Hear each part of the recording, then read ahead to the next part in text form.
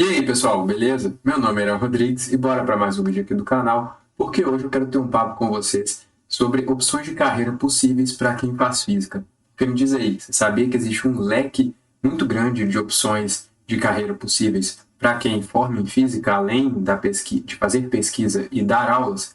Pois é, existe e é sobre isso que eu quero falar no vídeo aqui de hoje. Então, o meu objetivo aqui é mostrar que existe um leque muito grande de opções possíveis que vão além de fazer pesquisa e dar aulas no caso, né? De modo que nesse vídeo eu vou trazer exemplos reais de vagas, né, que existem disponíveis e que vão além do senso comum, né, por assim dizer, né, que seriam, no caso, fazer pesquisa e dar aulas. E por que senso comum, né? Porque, em geral, a percepção que as pessoas têm, em especial aquelas que não fazem física ou que não conhecem o curso, é de que só existem essas duas opções possíveis, né? Aí a minha ideia aqui é desmistificar um pouco isso e trazer exemplos reais, né? E de forma que esse vídeo pode ser útil tanto para quem está no curso de física, tanto para quem não conhece o curso de física e quer saber um pouco mais sobre as opções possíveis. Então é o seguinte, como o leque de possibilidades ele é muito grande, nesse vídeo aqui eu vou trazer alguns exemplos e focar em algumas possibilidades para que justamente o vídeo sirva ao propósito, né, de exemplificar essas vagas fora do senso comum, por assim dizer. Então, se você é um estudante de física, recém-formado em física, ou quer saber as opções possíveis de trabalho para quem faz física, né, fique comigo aqui nesse vídeo que hoje eu vou apresentar essas opções não tão comuns de serem divulgadas assim quanto as opções de fazer pesquisa e dar aulas. E uma coisa que vale mencionar aqui já agora é que eu vou focar em quem faz um bacharelado em física, quem opta por seguir no bacharelado. E no bacharelado em física em específico, não em outros cursos como, por exemplo, geofísica, física médica, que também tem essas opções, mas eu vou seguir pensando em quem forma no curso de física em específico. Sendo assim, então, bora lá, né? Eu dividi o vídeo em três partes. Primeiro eu vou falar sobre o curso de física, em seguida sobre as carreiras na academia e, por fim, que é o foco principal do vídeo, falar sobre as carreiras no mercado de trabalho, né? Então, só falando brevemente sobre o curso de física, aqui, o que a gente tem, né? A física, ela pode ser dividida em três grandes áreas, né? A física teórica, a física experimental e a física aplicada, em que, de forma bem resumida mesmo, a física teórica vai estar preocupada em criar modelos e teorias que são capazes de explicar o funcionamento da natureza, né? A grosso modo, é isso que a física teórica está preocupada em fazer, né? Já a física experimental, por sua vez, ela está preocupada justamente em desenvolver a pessoa que trabalha, né, com física experimental está preocupada em desenvolver experimentos e simulações para poder explicar a natureza, né?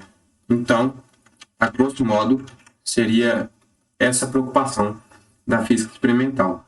Já a física aplicada, por sua vez, ela vai usar os conhecimentos da física de uma forma interdisciplinar, em sua grande maioria dos casos, para poder desenvolver tecnologias e produtos, né?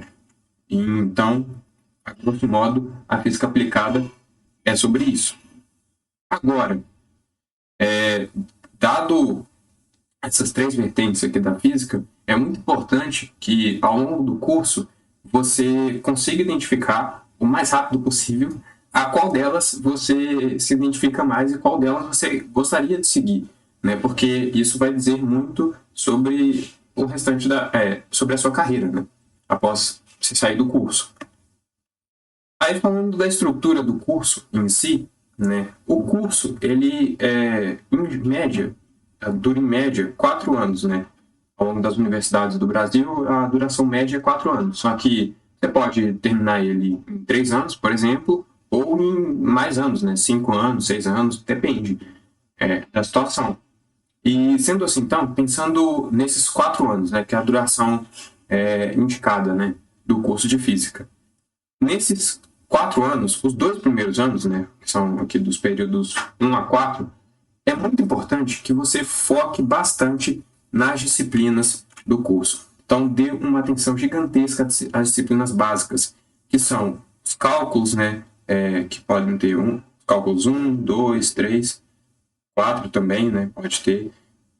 As físicas básicas, né? As físicas básicas, ou seja, mecânica, termodinâmica, eletromagnetismo, por aí vai.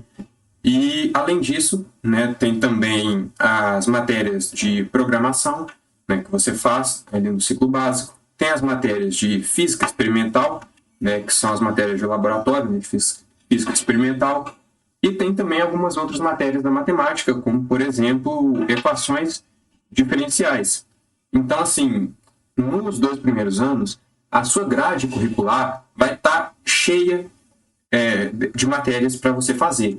E é muito importante que você foque o máximo possível nesse período inicial em dominar muito bem essas matérias aqui e fazer elas da melhor forma possível para que você aprenda elas.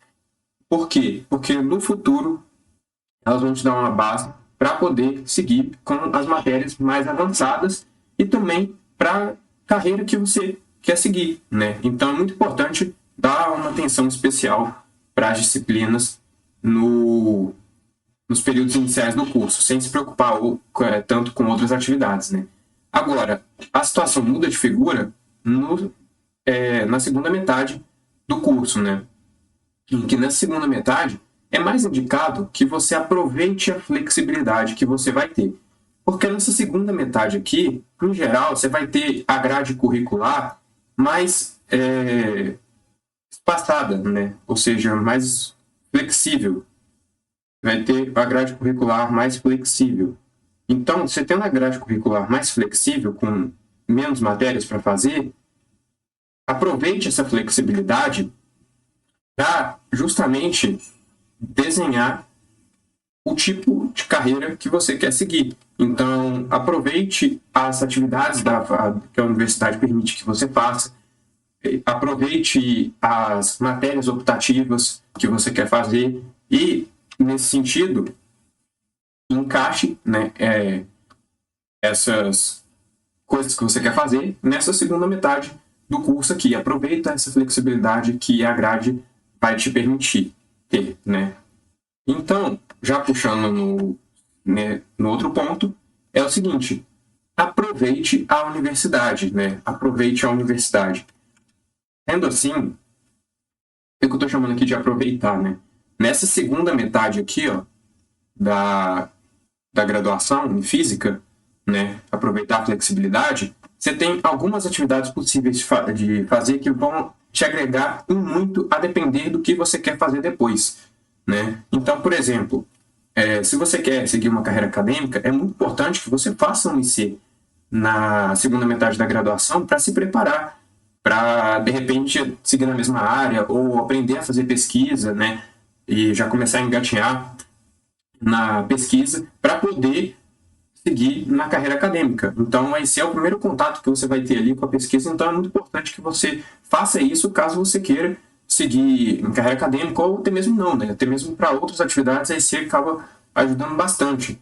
Então, uma outra, né, atividade seria atividade de extensão, por exemplo, né, em que você pode dar monitorias, você pode dar aulas, né? Então, aproveite essas atividades de extensão oferecidas pela própria universidade, né, como, por exemplo, monitorias, né? As monitorias são um exemplo clássico disso, de atividade de extensão, para justamente desenvolver, né, algumas habilidades, como, por exemplo, dar aulas, né, explicar as coisas para as outras pessoas. Então, aproveite bastante as atividades de extensão também.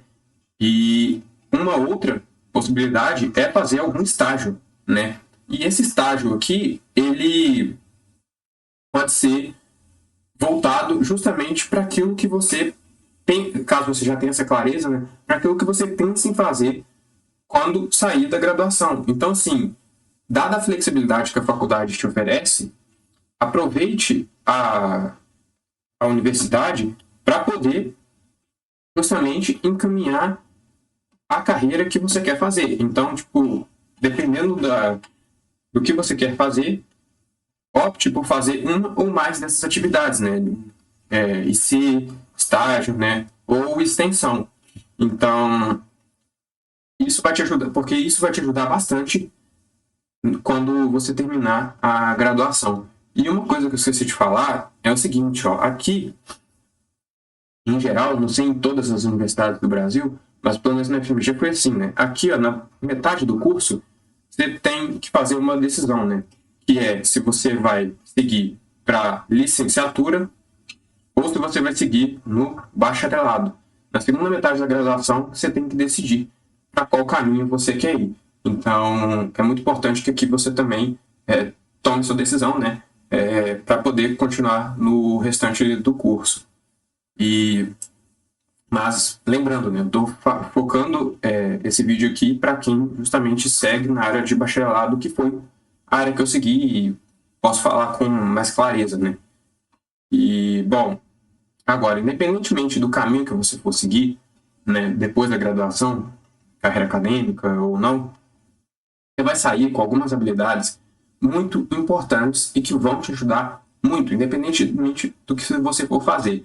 Né? Algumas dessas habilidades são modelar problemas, porque ao longo do curso você vai ser exposto a uma gama imensa de problemas e você, com isso, vai desenvolver uma habilidade de poder resolver eles, né, e de modelar os problemas. Então, essa é uma habilidade que você vai ter bem trabalhado no final do curso.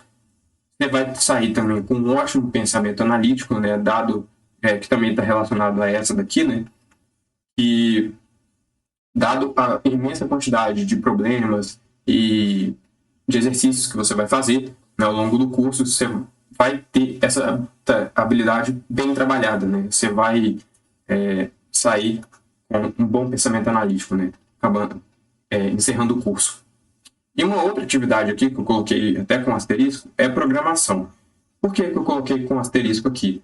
Porque isso aqui vai depender justamente do foco que você for dar na sua graduação às matérias da programação, porque vão ter algumas matérias, podem ter algumas matérias básicas, né, e obrigatórias de programação, só que além delas, você não necessariamente vai ver muitas coisas de programação, então depende de você dar um foco especial à programação ou não. Mas você dando um foco especial à programação, fazendo mais de uma matéria de programação, ou de repente fazendo uma IC que envolva programar, ou então fazendo uma atividade, um estágio, né, na área de programação, você vai sair com essa habilidade aqui mais ou menos desenvolvida, né?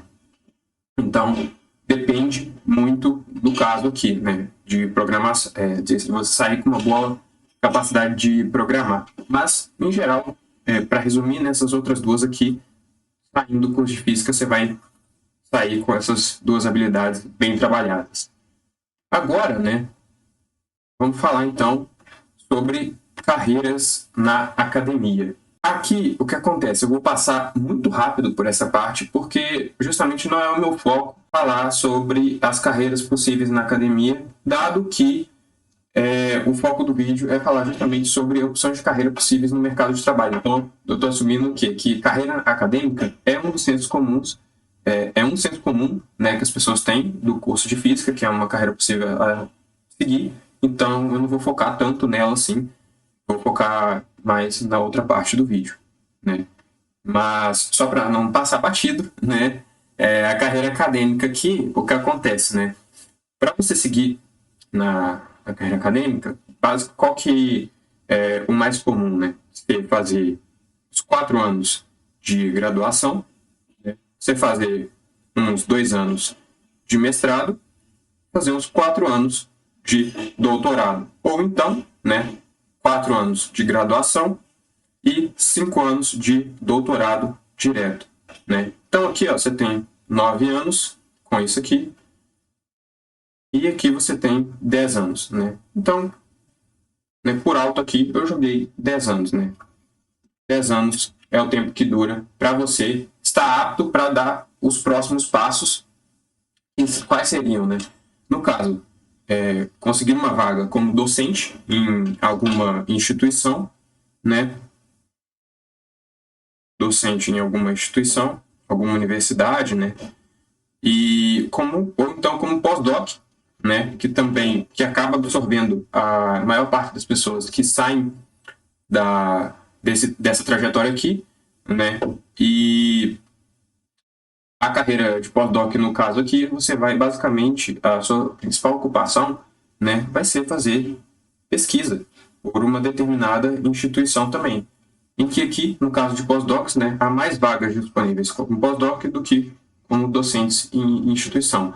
Mas, via de regra, pensando pelo menos no contexto do Brasil, né, são esses dois caminhos principais aqui da carreira acadêmica, né, em que, em geral, você pode optar, né, por continuar como pós-doc, né, ou então, e depois prosseguir para uma carreira de docente, que, em geral, é o necessário, né, você fazer pós-docs antes de você conseguir, de fato, uma vaga numa instituição. Mas, enfim, sobre a carreira acadêmica, é isso que eu quero falar, né? Agora, sobre o foco do vídeo, vamos falar, então, das carreiras no mercado de trabalho. Aqui, a gente tem, né, muito mais oportunidades no mercado de trabalho, né? Tem uma gama imensa de possibilidades possíveis para quem faz física, né? E dentre essas possibilidades aqui, eu coloquei só algumas, né, para não ficar muito extenso, né, como pesquisa e desenvolvimento, que aqui você também, as pessoas em geral acabam pensando que por você não estar na academia, você não consegue fazer pesquisa, trabalhar com pesquisa de fato, mas sim, você consegue, né, em algumas empresas, alguns laboratórios, né, você consegue trabalhar fazendo pesquisa, né, para desenvolver algum produto, alguma aplicação, enfim. Na parte de física médica também é muito comum ter físicos e físicas trabalhando na parte junto com a medicina, né?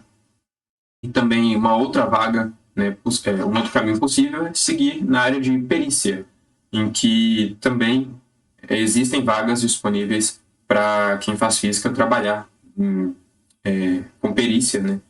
E nesse ponto aqui, eu quero destacar o seguinte, um ponto-chave para seguir no mercado de trabalho, né, é a interdisciplinariedade. Interdisciplinariedade.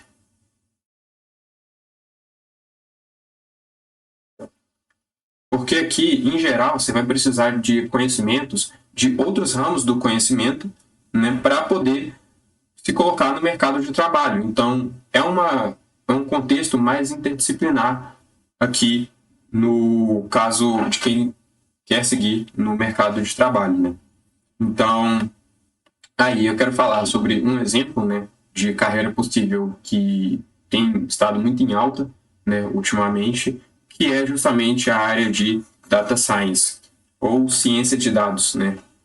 E aqui eu deixei algumas referências, né? Vou deixar algumas referências aí na descrição do vídeo sobre a área de ciência de dados, né? É aqui uma referência do Vagas, que é um site de busca de emprego, né? Basicamente. E aqui é uma referência da Amazon Web Service, para vocês darem uma olhada caso vocês tiverem interesse, né? Só para completeza no vídeo, né? Eu peguei aqui uma fala, né, de um professor que está sendo entrevistado pelo site do Vagas, em que se pergunta, né, o que faz um cientista de dados, né, sobre o que é essa profissão, né? Aí ele responde, né, que pode dar algumas definições e se você chamar outra pessoa, ela vai dar definições diferentes, né, pode variar. E ele fala por quê? Né, porque ciência de dados é a ciência da computação, se você vem mais dessa área, ela é estatística, se você vem da área de estatística, e ela é uma oportunidade de negócio quando você vem na área de estratégia, de marketing e de finanças.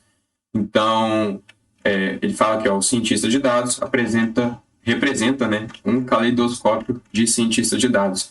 Então, aqui na parte de ciência de dados, você tem uma gama muito grande de funções a serem exercidas, né, pela mesma pessoa que é chamada de cientista de dados, né? E aqui, continuando, né, ele fala que existe profissional no nível mais elementar, que participa da gestão, o que é só técnico, o que coleta e o que analisa dados, né? Aí a multidisciplinariedade dos projetos atuais, sejam acadêmicos, científicos ou de negócios, faz com que o cientista de dados permeie todas essas diferentes capacidades. Então, ele é um profissional que ele é multifacetado, né? Ou seja, pode ser diferentes tipos de pessoas, a depender do objetivo, podem ser cientistas de dados e trabalhar com essa área, né? Então, aqui, né, eu quero destacar como é que são, então, as vagas para cientistas de dados e como é que quem faz física se relaciona com isso, né? Bom, desse site aqui, que também vai estar na descrição, ele fala qual seria um modelo de vaga para cientistas de dados, né? Em que aqui eu peguei, né, um modelo de vaga que eles falam lá, que é basicamente o seguinte, né? Como é que é a cara das vagas para cientistas de dados, né? Aqui estão as responsabilidades, né? Olha, realizar profunda análise para identificação de problemas e oportunidades, descobrir e avaliar relevância de novas fontes de dados, automatizar a criação de centenas de modelos de machine learning, trabalhar com grandes bases de dados para identificar padrões e segmentar clientes, né, aqui, ó, base de dados, identificar novas oportunidades de aplicação de machine learning, produzir análises detalhadas sobre comportamento de usuários, modelos estatísticos, fontes de dados, etc. Extrair insights através de metodologias de mineração de dados e comunicar os resultados com profunda compreensão. Aí, beleza, essas são as responsabilidades, né? Os requisitos seriam, no caso, ensino superior, em ciências da computação, engenharia e física, né? Ou seja, estatística, matemática ou cursos correlatos, né? Ou seja, cursos da área de exatas. Então, assim, quem faz física também pode ter as capacidades, pode ter as capacidades para atuar como um cientista de dados, né? Então, aí seguindo, né? Aqui, ó, experiência profissional relevante ou acadêmica em um campo altamente quantitativo. Aí sobre esse terceiro tópico aqui, né? Experiência em trabalhar com ferramentas e linguagens voltadas à análise de dados e machine learning. Aí aqui entra justamente no ponto que eu falei, né? A depender do foco que você dá na sua graduação, as matérias de programação, a parte de programação, tanto nas matérias em si quanto em possíveis licencias que você vai fazer relacionadas à programação, você consegue obter com isso experiência suficiente para poder ingressar na área de ciência de dados, né? Então, continuando, experiência com plataformas de cloud distribuídas, domínio de linguagem de programação como Python, C++ e R. E aqui, por exemplo, está um outro ponto. Na graduação em física, você consegue se expor e aprender essas linguagens de programação aqui. Python, C++, né? R um pouco menos, mas Python e C++, em geral, os cursos de programação costumam abordar. E, sendo assim, tá aí um outro ponto que você fazendo física, né, você vai ter essa capacidade, né, você vai ter esse requisito, né, você vai aprender Python, aprender C++, né, e continuando, experiência com bancos de dados e tecnologias relacionadas, conhecimentos em rede Linux, GitHub, AWS, capacidade analítica e raciocínio lógico, aqui entra um outro requisito que com a graduação de física você vai obter, e habilidade para aprender, pensar e trabalhar rápido, isso daqui também, e o inglês. O inglês por quê? Porque na segunda metade da graduação em física, você costuma ter referências em inglês para poder estudar, e você tendo essas referências, né, em inglês, você vai desenvolver um conhecimento ali básico em inglês, e dependendo dos casos também um conhecimento avançado em inglês, e sendo assim, você vai ter esse requisito para poder seguir nessa área, né? E lembrando que isso aqui é um modelo, né, de vaga para cientista de dados. A gente vai ver já exemplos reais de vagas, né? Pronto, aqui, ó.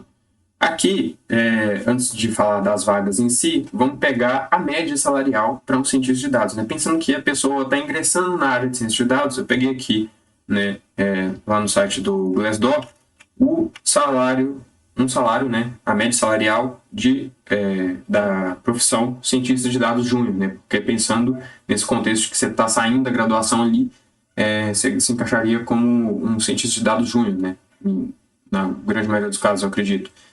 E a média salarial, né, para esse profissional aqui é de R$ 5.000 por mês, né, em que você pode ter uma progressão na carreira, né, e evoluir para outros salários, como R$ 8.600 por mês e R$ 12.000 por mês. Né. Você tem aqui essas médias salariais para cientistas de dados. Né. E agora, né, falando sobre os exemplos das vagas, está aqui uma vaga também lá do Glassdoor. Lembrando, as vagas que estão aqui, pode ser que vocês não encontrem exatamente essas vagas, porque essas vagas estão em constante mudança, né? Podem já ter sido preenchidas, mas se vocês forem lá no site, provável que vocês encontrem vagas semelhantes, né, em outras empresas. Aí aqui, né, a vaga de cientista de dados júnior, salário informado pela empresa, 5.000, lá em Uberlândia, né, no caso. Não se apeguem a essa localização, porque aqui também tem um ponto de que muitas vagas têm a opção de você trabalhar em home office. E aqui, ó, como cientista de dados júnior, você será responsável por coletar, processar e analisar dados, né, identificar padrões e tendências em grandes conjuntos de dados, criar modelos estatísticos e algoritmos para análise de dados, desenvolver e implementar soluções de visualização de dados, colaborar com outros membros da equipe para identificar oportunidades de negócios, comunicar resultados e análise de dados de forma clara e eficaz. Aí, puxando aqui, né, nos pré-requisitos que você deve ter, conhecimento em estatística e matemática, você consegue, né, no curso de física, conhecimento em linguagens de programação como Python, R e SQL, conhecimento em ferramentas de análise de dados como Pandas e NumPy, conhecimento em Power BI e inglês básico. Ou seja, desses requisitos aqui, na graduação em física, a depender do foco, novamente, que você dá no curso, você consegue ter essas habilidades aqui bem desenvolvidas. Ó. Você consegue esses pré-requisitos aqui. Eu não coloco o Power BI porque não é tão comum assim, mas você também conseguiria ter esses conhecimentos estudando por fora, né? E, bom, seguindo, né, tem um outro exemplo de vaga aqui, dessa vez lá de um outro site, o Cato, em que aqui a média salarial, aliás, o salário possível, né, é de R$3.000 a R$4.000. E aqui, ó, como pré-requisito, aí você tem o seguinte, né, graduação em ciência da computação, estatística, matemática, física e áreas afins, né, conhecimento em programação, estatísticas básicas, Python, R, SQL, Databricks, Git, capacidade de aprender rápido e capacidade de continuar aprendendo coisas novas, melhorando constantemente. Em que aqui, né, nessa vaga, no caso, você seria responsável, né, por construir modelos de machine learning, analisar e explorar os dados, interagir fortemente com diversas áreas da empresa para entender e solucionar os projetos da área de Data Science. Em que aqui estão alguns benefícios, né, oferecidos pela empresa, né, como assistência médica, assistência odontológica, seguro de vida, ticket de refeição, né, no regime CLT. E aqui, esse é um exemplo de vaga, por exemplo, né, em home office. Teria uma vaga aqui em home office. Então, aí o horário, né, por fim, horário comercial, ou seja, mais ou menos de 8 a 18, né. Aí uma outra vaga, né, mais uma vaga para fortalecer o ponto, né. Dessa vez aqui, ó, essa empresa aqui, Stefanini Grupo, né, tirada lá do site Group, como cientista de dados júnior, a empresa de Belo Horizonte, só que você poderia trabalhar remotamente, né. E aqui, como requisitos, né, de novo, graduação em física, domínio de Python, SQL, né. Aí tem mais outros requisitos aqui, né, que eu não vou passar por eles não, é só para ter uma ideia dos requisitos essenciais, mas são bem semelhantes aos já abordados, né, e com uma diferença, né, que aqui também, ó, pede inglês avançado, né, por conta que eles têm projetos internacionais. Mas, então, sobre o que eles oferecem, né, aqui também vale alimentação, refeição, descontos em cursos, universidades, instituições de idiomas, assistência médica, né, odontológica, e por aí vai, né? Aí tá mais um exemplo de vaga para cientista de dados júnior, né? E por fim, né? Se você ainda quiser mais vagas, né, mais exemplos de vagas, porque aqui eu foquei justamente na área de data science, né? Só que ainda tem mais, né? Tem mais possibilidades, como eu falei, né? E eu vou deixar esse site aqui também na descrição do vídeo, que fala lá, né, o que você pode fazer com a sua graduação em física, né? Um diploma de física. Aí eles até falam lá, né, que um diploma de física é um ótimo ponto de começo na pesquisa, na carreira de pesquisa científica, né? Assim como em outros tipos de carreira, como negócios, finanças, na área de TI, né? E setores da engenharia. Aí aqui, né, eles dão exemplos de empregos diretamente relacionados à sua graduação, né, como pesquisador acadêmico, né, astrônomo, geofísico, metalurgista, meteorologista, engenheiro de som, e por aí vai, né? Tem essas diversas possibilidades aqui. E aqui, ó, né? O que acontece? Eles apresentam uma estatística, né, sobre o destino das pessoas depois de uma graduação em física, né? Eles falam aqui que assim, mais de 53%, mais de 50% está empregado, né? 53%. Outros continuam seus estudos, outros trabalhando e estudando, 7,7% desempregados, né? E 5,1% trabalhando, fazendo outras coisas, né? Então aqui mais de 93% das pessoas, né, estão com alguma ocupação, né? E dessas ocupações, né, aqui tem uma outra estatística, né, sobre os tipos de trabalho, né, no Reino Unido, né, e aqui você tem a parte de TI, com a maior porcentagem, né, depois em seguida vem negócios e finanças, depois vem a parte científica, né, parte de engenharia, um pouco menor, e outros aqui.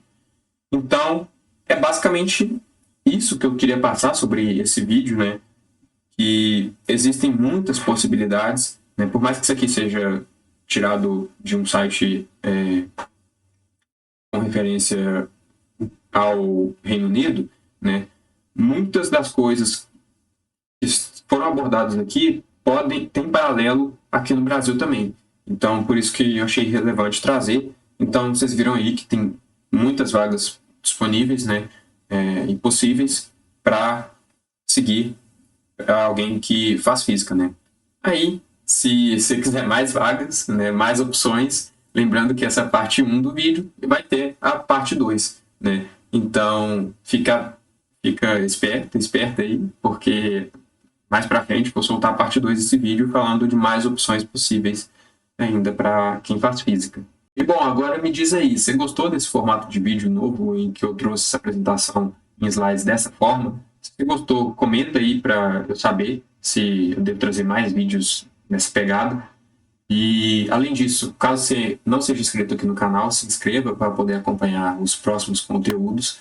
E, bom, se gostou do vídeo, né, deixe seu gostei aqui embaixo também, vai ajudar bastante o canal.